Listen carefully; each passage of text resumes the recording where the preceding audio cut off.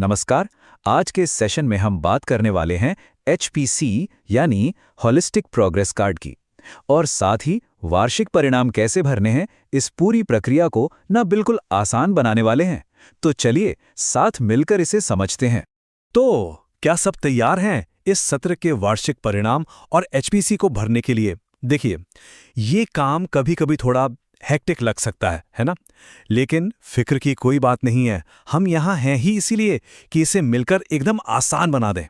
हमारा मकसद है कि इस पूरी प्रक्रिया को हम स्टेप बाय स्टेप समझें, इतना सरल और साफ तरीके से कि आखिर में कोई भी कंफ्यूजन, कोई भी शंका बाकी न रहे। तो चलिए शुरू करते हैं। सबसे पहले ये देखते हैं कि अलग-अलग कक्षाओं के हिसाब से मुख्य काम क्या-क्या हैं। देखिए, यहाँ एक बहुत ज़रूरी बात है जिस पे ध्यान देना है। अगर हम क्लास 1 से 3 की बात करें तो उनके लिए एचपीसी के पेज नंबर 5 से लेकर 8 तक भरने हैं, और वहीं अगर क्लास 4 और 5 की बात करें तो उन्हें पेज 5 से 11 तक पूरा करना होगा। तो ये एक छोटा सा लेकिन बहुत ही ज़रूरी फ़र्क है जिसे याद रखना है। चलिए अब आगे बढ़ते हैं। अब बात करते हैं कुछ खास मामलों की, और ये भी देखते हैं कि हमारे पास कौन-कौन से संसाधन हैं और उनके लिए क्या निर्देश दिए गए हैं। तो यहाँ कुछ स्पेशल इंस्ट्रक्शंस हैं। सबसे पहले बाल वाटिका 3 के लिए जो भी परिणाम साझा किया जाएगा वो निपुण ऐप की रिपोर्ट्स के आधार पर ही होगा। अच्छा, अब क्लास 4 और 5 के लिए अगर डिटेल्ड इंस्ट्रक्शंस चाहिए तो उसके लिए एनेक्सर डी देखना होगा। इसी तरह एचपीसी को आखिर भरना कैसे है, इसकी पूरी जानकारी के लिए एनेक्सर बी है, और निपुण रिपोर्ट्स के लिए एनेक्सर सी। मतलब ये सारे जो एनेक्सर्स हैं ना, ये पूरी प्रक्रिया में एक गाइड की तरह काम करेंगे। अब आते हैं इस प्रोसेस के सबसे इंटरेस्टिंग पार्ट पर। जी हाँ, इसमें छात्र और अभिभावकों की क्या भूमिका है, क्योंकि ये सिर्फ टीचर्स का काम नहीं है। देखिए, ये पूरा प्रोसेस ना एक टीम वर्क जैसा है।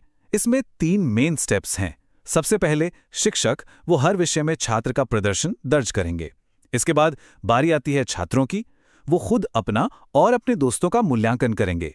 और फिर तीसरा स्टेप, पीटीएम वाले दिन अभिभावक अपनी ऑब्जर्वेशंस, अपनी टिप्पणियां लिखेंगे। है ना ये सच में एक कोलैबोरेटिव अप्रोच? और हाँ, यहाँ पर शिक्षकों की भूमिका बहुत ज़्यादा महत्वपूर्ण हो जाती है। उन्हें ये पक्का करना है कि जब छात्र अपना मूल्यांकन वाला हिस्सा भर रहे हों तो उन्हें पूरी मदद मिले, पूरा सपोर्ट मिले। इससे क्या होगा? इससे बच्चे न सिर्फ सहज महसूस करेंगे बल्कि वो सेल्फ रिफ्लेक्शन यानी आत्मचिंतन की एक बहुत ज़रूरी कला भी सीखेंगे। चलिए, हमारा अगला कदम है मूल्यांकन कोड्स को समझना। ये कोड्स एचपीसी का एक बहुत ज़रूरी हिस्सा हैं, तो आइए इन पर ज़रा ध्यान देते हैं। तो एचपीसी में आपको ये आर, एम, एस और यू जैसे कुछ कोड्स देखेंगे। तो इनका मतलब क्या है? चलिए फटाफट समझते हैं। आर का मतलब है EL यानी एक्सीलेंट लर्नर, मतलब बच्चा वाकई बहुत अच्छा कर रहा है। एम है RL यानी रिकॉग्नाइज्ड लर्नर। एस है SL सपोर्टेड लर्नर, मतलब उसे थोड़ी मदद चाहिए। और आखिर में यू, जिसका मतलब है NR नीड्स रीइंफोर्समेंट, यानी उस पर थोड़ा और ध्यान देना होगा। तो ये जो सिस्टम है ये असल में बच्चे की प्रोग्रेस को और बेहतर तरीके से समझने में मदद करता है। अब हम लगभग आखिरी में आ गए हैं, तो चलिए जो सबसे ज़रूरी बातें हैं और जो सबसे अहम तारीख है उसे एक बार फिर से देख लेते हैं।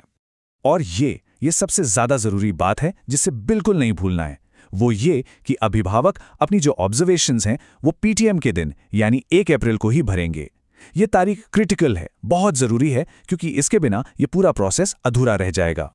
जी हाँ, 1 अप्रैल इस तारीख को याद रखिएगा। हो सके तो कैलेंडर में अभी मार्क कर लीजिए, क्योंकि इसी दिन अभिभावकों की भागीदारी से ये पूरी प्रक्रिया सफल हो पाएगी।